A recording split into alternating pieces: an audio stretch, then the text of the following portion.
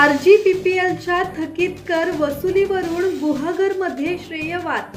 संयुक्त पत्रकार परिषदेत सरपंचांनी राजकीय नेत्यांचे दावे फेटाळले. आरजीपीपीएल कंपनीकडून थकीत कराची रक्कम वसूल झाल्यानंतर गुहागरमध्ये या वसुलीच्या श्रेयावरून राजकीय वादाला सुरुवात झाली आहे.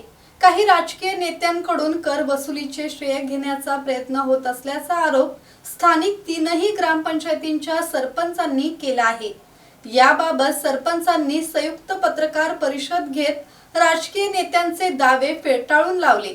थकीत कर वसुलीसाठीचा लढा हा स्थानिक जनता आणि ग्रामपंचायतींचा होता. कोणत्याही एका वैयक्तिक नेत्यामुळे हा कर मिळालेला नसल्याचे सरपंचांनी स्पष्ट केले.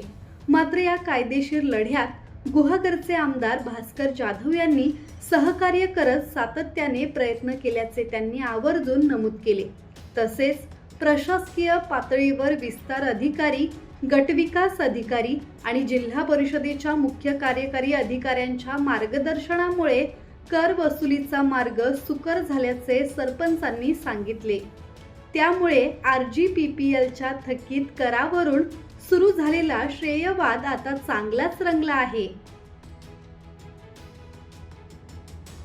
संदेश कदम, संवाद मराठी लाईव्ह, गुहागर.